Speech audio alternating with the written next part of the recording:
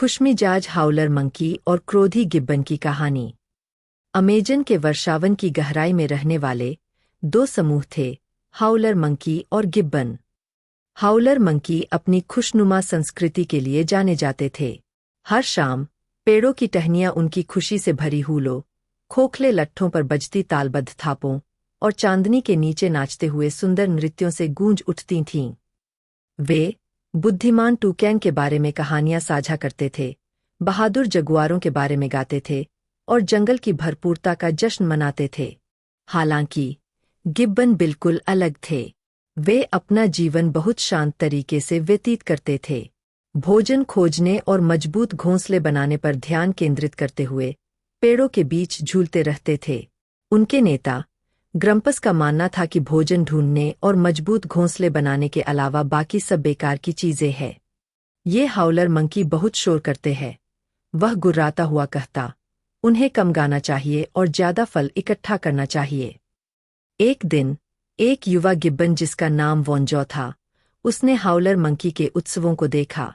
वह झूमते हुए शरीरों और खुशनुमा संगीत से मंत्रमुग्ध हो गया।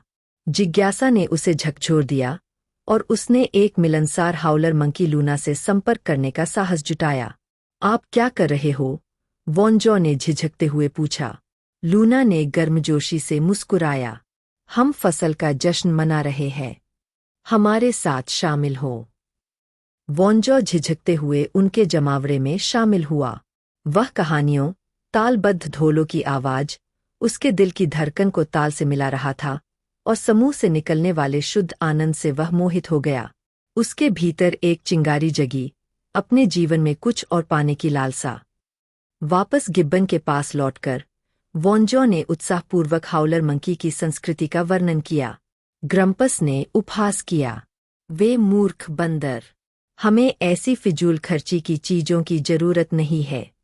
हमारे पास अपने कुशल तरीकों से वो सब कुछ है जो चाहिए। हतोत्साहित होकर वॉन्जो ने अपनी भावनाओं को अन्य युवा गिब्बन के साथ साझा किया, जो गुप्त रूप से हाउलर मंकी को इसी तरह की जिज्ञासा से देखते थे। वे अपने कठोर जीवन जीने के तरीके में फंसे हुए महसूस करते थे। एक दोपहर एक भारी तूफान ने जंगल में तबाही मचा दी। गिब्बन के मजबूत घोंसले, जो व्यावहारिकता के लिए बनाए गए थे, आसानी से नष्ट हो गए।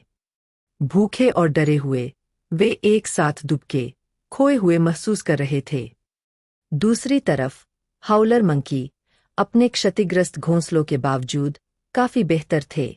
उन्होंने अपने उत्सवों के माध्यम से एक मजबूत सामुदायिक भावना का निर्माण किया था। उन्होंने एक साथ काम किया, ज्ञान और संसाधन साझा किए और एक दूसरे को फिर से बनाने में मदद की।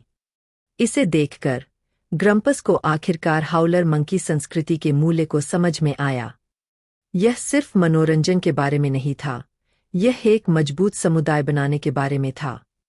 उन्होंने अपनी गर्व को भुलाते हुए हाउलर मंकी से संपर्क किया। उन्होंने उनकी परंपराओं को खारिज करने के लिए माफी मांगी और सीखने की इच्छा व्यक्त की। हाउलर मंकी ने खुले हाथों से गिब्बन का स्वागत किया। उन्होंने अपनी कहानियां, संगीत और कौशल साझा किए। बदले में गिब्बन ने उनके साथ अपने कुशल घोंसले बनाने का ज्ञान साझा किया। सांस्कृतिक आदान प्रदान के माध्यम से दोनों समूह अधिक मजबूत और अधिक लचीले बन गए। कहानी की सीख। जैसे गिब्बन को समझ नहीं आया था, वैसे ही हो सकता है आपका समाज भी शुरुआत में संस्कृति के महत्व को न समझे। लेकिन संस्कृति खुशी लाती है, समुदाय को मजबूत करती है और साझा मूल्यों का निर्माण करती है, जो एक सुरक्षित भविष्य के लिए महत्वपूर्ण है। हाउलर मंकी कला का जश्न मनाने, बंधनों को मजबूत करने और आने वाली पीढ़ियों को फलने फूलने के लिए तैयार करने वाले एक समाज के निर्माण के महत्व का प्रतिनिधित्व करते हैं। यह कहानी एक याद दिलाने वाली है कि गिब्बन की तरह हम सभी नए विचारों को अपनाने और एक जीवन संस्कृति को बढ़ावा देने से लाभ उठा सकते हैं। आइए मिलकर एक ऐसे समाज के निर्माण के लिए काम करें जो कला का जश्न मनाए, बंधनों को मजबूत करे और हमारी आने वाली पीढ़ियों को फलने फूलने के लिए तैयार करे।